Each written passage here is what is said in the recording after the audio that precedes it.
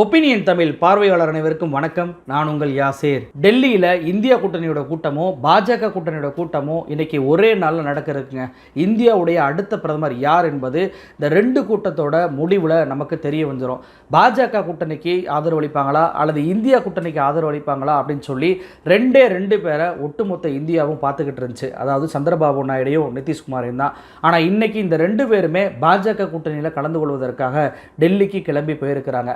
ஆனால் இதில் தான் ஒரு ட்விஸ்ட் இருக்குது. என்ன அப்படின்னா, இந்த ரெண்டு பேருமே சந்திரபாபு நாயுடாக இருந்தாலும் சரி நிதிஷ்குமார் இருந்தாலும் சரி பாஜக கிட்ட வைக்கக்கூடிய ரெண்டு டிமாண்ட். அதில் ஒன்று என்னென்னா, சபாநாயகர் பதவி எங்களுக்கு கொடுத்தே ஆகணும். இதை கேட்டு ஆடி போயிருக்கு பாஜக. ஏன் இந்த சபாநாயகர் பதவியை கேட்டதில் பாஜக ஆடி போகணும்? அப்படி இந்த சபாநாயகர் பதவினால் என்ன பிரச்சனை வரும் அப்படின்னு சொல்லி கேட்குறீங்களா? இந்த சபாநாயகர் பதவியால் இந்த கூட்டணியே எப்போ வேணாலும் உடஞ்சு போகலாம், ஆட்சியே கவிழ்ந்து போகலாம் அப்படின்ற ஆபத்து இருக்குது. அப்படி என்ன ஆபத்து இருக்குது? அதே போல் இந்த ரெண்டு பேர் சேர்ந்து இன்னொரு டிமாண்ட் வச்சாங்கன்னு சொன்னாங்கல்ல, அந்த டிமாண்ட் என்ன? இதெல்லாம் கேட்ட பிரதமர் மோடி நேற்று இரவு 7 மணிக்கு கதராத குறையா டெல்லி ஆஃபீஸில் கண்கலங்கி பேசியிருக்கிறாரு. இதெல்லாம் பற்றி தான் இந்த வீடியோவில் பார்க்க போகிறோம். இந்த வீடியோவை முழுமையாக பாருங்கள். மறக்காமல் நம்மளுடைய ஒப்பீனியன் தமிழ் சேனலை சப்ஸ்கிரைப் பண்ணிக்கோங்க. 2014 ஆகட்டும் 2019 தேர்தல் ஆகட்டும், இதெல்லாம் பார்த்தீங்கன்னா பாஜக கூட்டணியில் இருந்த நிதிஷ்குமார் அந்த கூட்டணியிலேருந்து வெளியேறினார். அதே போல் சந்திரபாபு நாயுடு அந்த கூட்டணியிலேருந்து வெளியேறினார். அதே போல் 2020 விவசாய சட்டத்தை எதிர்த்து அந்த கூட்டணியில் இருந்த அகாலிதளம் விலகினாங்க. இப்படி பல்வேறு கட்சிகள் பாஜக கூட்டணியிலேருந்து விலகினாலும் கூட எங்கள் ஆட்சிக்கு எதுவுமே நடக்காது, போனதுன்னா போய்க்குங்க அப்படின்னு சொல்லி ரொம்பவுமே திமிராக இருந்த மோடியோட நிலைமை இன்னைக்கு எப்படி இருக்கு தெரியுமா?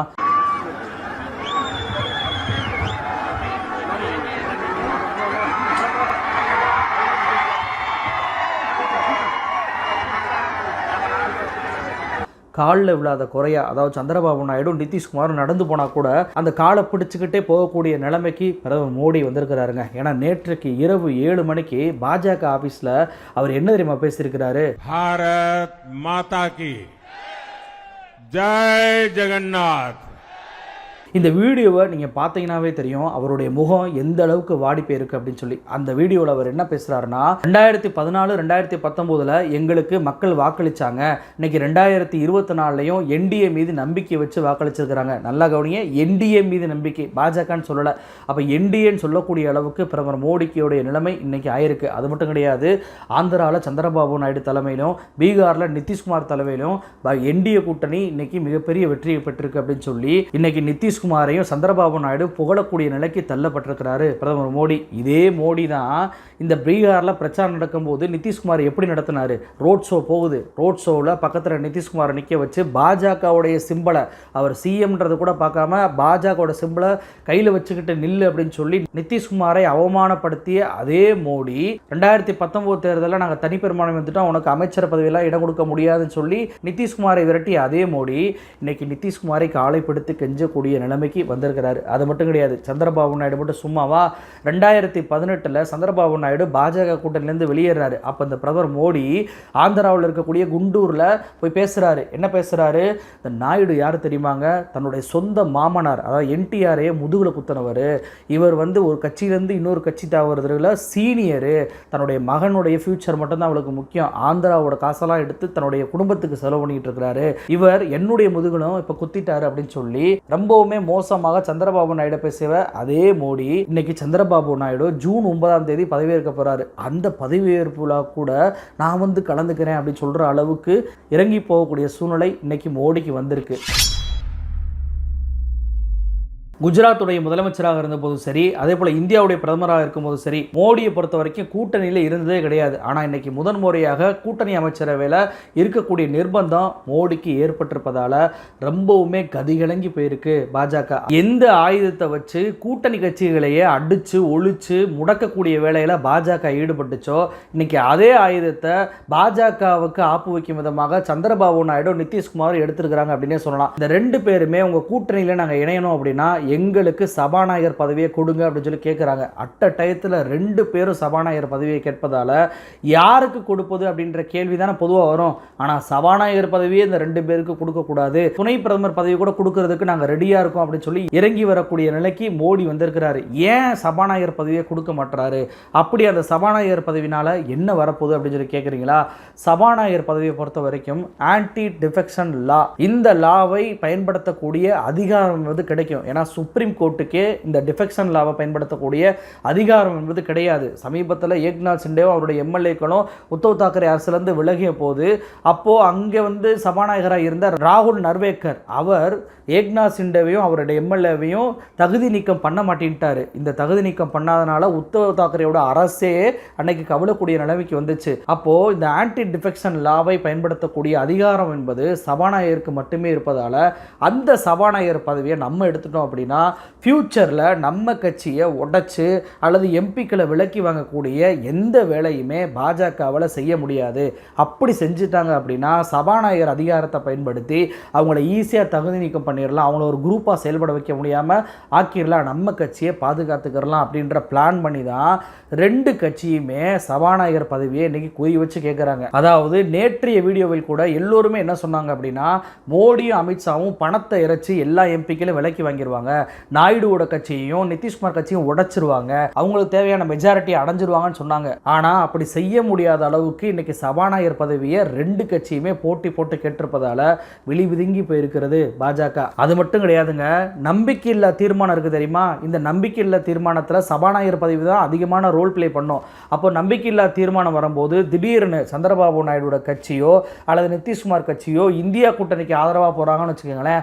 அப்போ சபாநாயகர் என்பது பாஜக கையில் இருந்தால் மட்டும்தான் அந்த எம்பிக்களை எல்லாம் சஸ்பெண்ட் பண்ணியோ அல்லது வேறு ஏதாவது விஷயங்களை பண்ணியோ தன்னுடைய ஆட்சியை காப்பாற்றிக்கிற முடியும். ஆனால் நிதிஷ்குமார் கட்சிக்கோ சந்திரபாபு நாயுடு கட்சிக்கோ சபாநாயகர் பதவியை கொடுத்துட்டாங்க அப்படின்னா இந்த ரெண்டு குரூப்லேயே ஒரு குரூப்போ இல்லை ரெண்டு குரூப்போ சேர்ந்து போய் இந்தியா கூட்டணிக்கு ஆதரவு அளித்தாங்க அப்படின்னா பாஜகவுடைய ஆட்சியே முடிவுக்கு வந்துடும். அப்போ தன்னுடைய ஆட்சியை கைப்பற்றக்கூடிய நிர்பந்தம் என்பது சபாநாயகர் பதவியில் இருப்பதனால பாஜக சபாநாயகர் பதவியை கொடுப்பதற்கு முன்வரவே வராது. இது ஒரு பக்கமா, இன்னொரு பக்கம் சபாநாயகர் தான் முக்கிய முடிவுகள் எடுப்பார். ஒரு எம்பிக்கு சஸ்பெண்ட் பண்ணுறதா இருக்கட்டும் அல்லது அவர் திரும்ப சேர்த்துக்கிறதா இருக்கட்டும், இது போன்ற பவர்களுமே சபாநாயகருக்கு தான் வரும். அது மட்டும் கிடையாது, நீங்கள் 2014 2019 ரெண்டு நாடாளுமன்றத்திலையும் பார்த்தீங்கன்னா எதிர்க்கட்சிகளுக்கு பேசக்கூட அனுமதி கொடுக்க மாட்டாங்க. ஆனால் சபாநாயகர் பதவி இவங்களுக்கு போயிருச்சுன்னா எதிர்க்கட்சிகளுக்கு பேசக்கூடிய அனுமதி கொடுக்கும். ஸ்டாண்டிங் கமிட்டி, செலெக்ஷன் கமிட்டி, இதிலெல்லாம் எதிர்க்கட்சிகள் பல்வேறு நபர்களை நிரப்பக்கூடிய வேலையில் சபாநாயகர் ஈடுபடுவார். அதுவும் எதிர்க்கட்சிகளுக்கு கிடைக்கக்கூடிய வாய்ப்பு வரும். இன்னொன்று என்னன்னா, மோடியோட ரெண்டு நாடாளுமன்றத்திலுமே எந்த விவாதமுமே இல்லாமல் சில பில்களை பாஸ் பண்ணி சட்டமாக்குனாங்க பாஜக. ஆனால் இன்னைக்கு சபாநாயகர் பதவி கூட்டணிக்கு போயிருச்சு அப்படின்னா இது போன்ற விவாதங்களே இல்லாமல் பில்களை பாஸ் பண்ணவே முடியாது. விவாதத்தை வைப்போம், அதுக்கப்புறம் பில்லை பாஸ் பண்ணுவோம் அப்படின்ற முடிவை எடுக்கக்கூடிய நிலைக்கு சபாநாயகர் வந்து விடுவார். அப்படி முடிவை சபாநாயகர் எடுத்துட்டாருன்னா பாஜகவாலேயோ மோடியாலேயோ எதுவுமே பண்ண முடியாது. அப்போது ராஜ்யசபாவை பைபாஸ் பண்ணிட்டு மணி பில் சொல்லி பாஸ் பண்ணுவாங்க தெரியுமா? அப்படியெல்லாம் எதுவுமே பாஸ் பண்ண முடியாது. ஏன்னா அந்த அதிகாரமும் சபாநாயகர் கிட்ட தான் இருக்கும். அப்படின்றதுனால சபாநாயகர் பதவியை நிதிஷ்குமாரோ அல்லது நாயுடு கட்சி வாங்கிட்டாங்க அப்படின்னா பாஜகவோட கூட்டணி என்பது எப்போ வேணாலும் காலியாகும் அப்படின்றதுக்கு வாய்ப்பு என்பது அதிகமாக இருக்கு. சரி, இவங்க ரெண்டு பேர் வைக்கக்கூடிய இன்னொரு டிமாண்ட் என்ன தெரியுமா? எங்க மாநிலத்துக்கு சிறப்பு அந்தஸ்து கொடுங்க அப்படின்னு சொல்லி கேட்குறாங்க. அதாவது ஆர்டிகல் 370 அப்படின்ற சிறப்பு அந்தஸ்தை காஷ்மீர் மக்களை கேட்காமலேயே அதை நீக்கம் பண்ணி சிறப்பு அந்தஸ்தை ரத்து செய்யக்கூடிய அதே பாஜகவிடம் எங்களுடைய மாநிலத்துக்கு சிறப்பு அந்தஸ்து கொடுங்கன்னு சொல்லி சந்திரபாபு நாயுடு மட்டும் கேட்கல, பீகாரை சேர்ந்த நிதிஷ்குமாரும் கேட்டிருக்கிறாரு. அப்போ ரெண்டு மாநிலத்துக்கும் சிறப்பு அந்தஸ்து கொடுத்தா ரெண்டு மாநிலத்துக்குமே அதிகமான நிதியை ஒதுக்க வேண்டிய சூழ்நிலை ஏற்படும். அப்படிப்பட்ட நிதி என்பது தற்போது இருக்கக்கூடிய ஒன்றிய அரசாங்கத்திட்ட இல்லவே இல்லை. அப்போ அந்த கோரிக்கையுமே ஏற்றுக்கொள்ளவே முடியாது. ஏன்னா ஜெகன்மோகன் ரெட்டி இருக்கிற காலத்தில் இந்த கடைசி 10 வருஷத்தில் பிரதமர் மோடி ஆந்திராவுக்கு சிறப்பு அந்தஸ்து கொடுத்துருக்கலாம், கொடுக்கவே இல்லையே. அப்புறம் எப்படி இப்போ மட்டும் கொடுப்பாரு? அப்போ இந்த கோரிக்கையுமே இன்னைக்கு கூட்டத்தில் விவாதிக்கப்பட தான் போகுது. இந்த கோரிக்கையினாலேயே இன்றைக்கு கூட்டத்தில் பிரச்சனையும் வரதான் போகுது. சரி, இந்த ரெண்டு கோரிக்கையினால மட்டும்தான் பாஜக கூட்டணியுடைய ஆட்சி எப்போ வேணாலும் கவிழும் நினைக்கிறீங்களா? கிடையாது. என்னதான் இன்னைக்கு பிரஸ் மீட்டை கூட்டி நாயுடு அவர்கள் நான் பாஜக கூட தான் இருக்கேன், பாஜக கூட்டணியில் தான் இருப்பேன்னு சொன்னால் கூட அவருடைய ட்ராக் ரெக்கார்டு என்பது அப்படிப்பட்டதா இல்லை. ஏன்னா நிதிஷ்குமார் எப்படி பீகாரில் பல்டிராமா இருக்காரோ அதே போல் தென்னிந்தியாவுடைய பல்டிராம் தான் இந்த சந்திரபாபு நாயுடு. நான் ஏற்கனவே சொன்னேன், மே 2018 பாஜக கூட்டணியிலேருந்து விலகினார் சந்திரபாபு நாயுடு.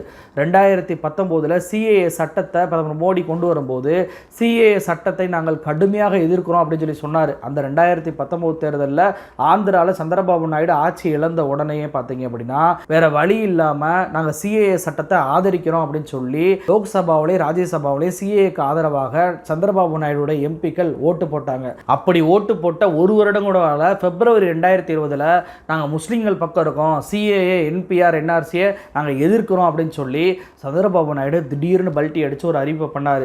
இதோடு நிறுத்திருந்தால் பரவாயில்ல. இப்போ மார்ச் 2024 சிஏஏ சட்டத்தை இம்ப்ளிமெண்ட் பண்ணுவதாக அமித்ஷா அறிவிச்சாரில் உடனே இந்த சந்திரபாபு நாயுடு என்ன தெரியுமா சொன்னார், சிஏஏ சட்டத்தை கொண்டு வரதுனால என்ன தப்பு இருக்குது அப்படின்னாரு. நல்லா கவனிச்சு பாருங்கள், 2018 2024 வரைக்கும் 4 முறை சிஏஏ சட்டத்தில் மட்டும் பல்ட்டி அடித்தவர் தான் இந்த சந்திரபாபு நாயுடு.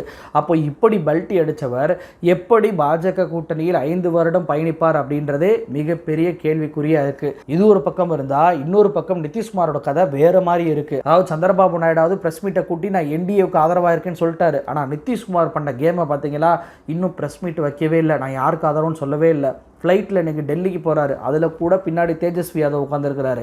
அப்போ தேஜஸ்வி யாதவோட போகக்கூடிய மெசேஜை எப்படி புரிஞ்சுக்கிறது, நீ நான் சொல்கிறத கேட்குறியா இல்லை நான் அந்த கூட்டணிக்கு போயிடுவா அப்படின்றத சொல்லாமல் சொல்லியிருக்கிறாரு இன்றைக்கி நிதிஷ்குமார். நிதிஷ்குமாருடைய கட்சியை சேர்ந்தவர்கள் எங்களுக்கு ரயில்வே அமைச்சர் வேணும் அப்படின்றத கோடிட்டு காட்டுறாங்க. நிதிஷ்குமாரை பொறுத்த வரைக்கும் இன்னுமே நம்ம பீகாரோட சிஎம்மாக இருக்க தேவையில்லை அப்படின்ற ஒரு முடிவுக்கு வந்துட்டார். ஏற்கனவே தேஜஸ்வி யாதவோட கூட இருக்கும்போதே நீ ஸ்டேட்டை கவனிச்சுக்க, நான் சென்ட்ரல் போறேன் அப்படின்ற ஒரு முடிவை வெளிப்படையாக சொன்னவர் தான் நிதிஷ்குமார். அப்படிப்பட்ட நிதிஷ்குமார் பாஜக அமைச்சரவையில் மிக முக்கியமான பொறுப்பை கேட்கக்கூடிய ஒரு சூழலுக்கு வரலாம். அப்படியான பொறுப்பு என்பது பாஜகவுக்கு கண்டிப்பாக நெருக்கடியை ஏற்படுத்த தான் போகுது.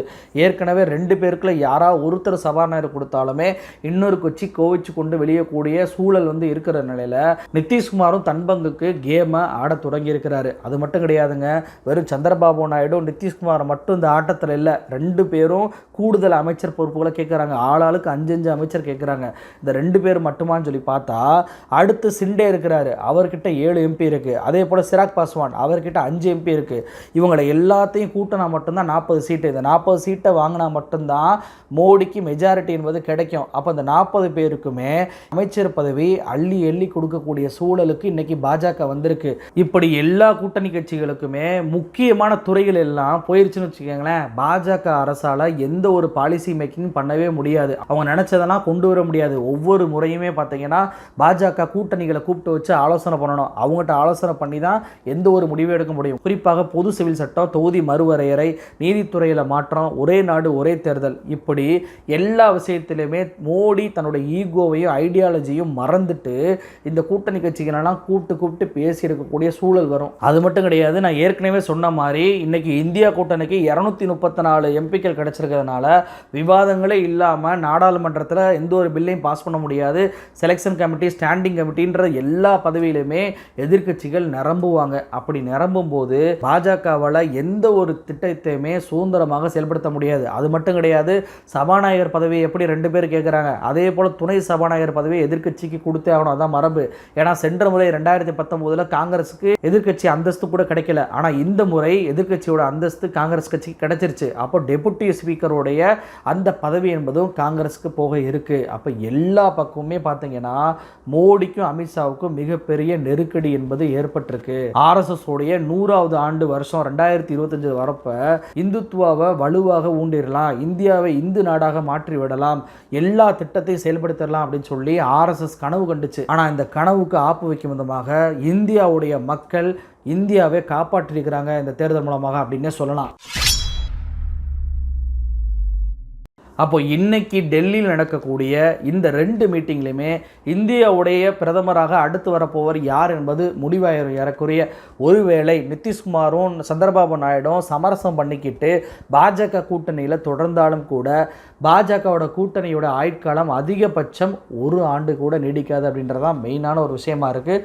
அது மட்டும் கிடையாது, சபாநாயகர் பதவியை கொடுத்தே ஆக வேண்டும் என்ற நிர்பந்தம் செய்வதால் சபாநாயகர் பதவி மட்டும் கைமீறி போச்சுன்னா பாஜக கூட்டணி எப்போ வேணாலும் கவிழக்கூடிய நிலை ஏற்படும். அது மட்டும் கிடையாது, அமைச்சர் பதவிகளையும் பிரித்து எல்லாருக்கும் கொடுத்தா உள்ளே இருக்கக்கூடிய பாஜகவினருக்கு எந்த பதவியுமே கொடுக்க முடியாது. அப்போ பதவியே கிடைக்காம அவர்களும் கலகம் பண்ணக்கூடிய சூழ்நிலை ஏற்படும். இடி, ஐடி, சிபிஐ ரைடெல்லாம் இஷ்டத்துக்கு போட முடியாது, ஆளுநர் பதவியை வச்சு வேட்டையாட முடியாது, எதுவுமே பண்ண முடியாமல் கையும் காலும் கட்டப்பட்டு ஒரு சீட்டில் உட்காரப்படக்கூடிய நிலைமை தான் பாஜகவுக்கு ஏற்படும். இப்படியான நிலைமையை மோடியே ஏற்பாரா அப்படின்றது ஒரு பெருத்த சந்தேகம் தான். ஏன்னா ஏற்கனவே நான் சொன்னேன், முதலமைச்சராக இருக்கட்டும் பிரதமராக இருக்கும் போதும் 2 தடவையுமே கூட்டணி ஆட்சியை மோடி நடத்தின அனுபவமே கிடையாது. அப்படி இருக்கக்கூடிய சூழ்நிலையில் எப்படி இந்த கூட்டணி ஆட்சியை அவர் நடத்துவார் அப்படின்றதே மிகப்பெரிய கேள்விக்குறியாக இருக்குது.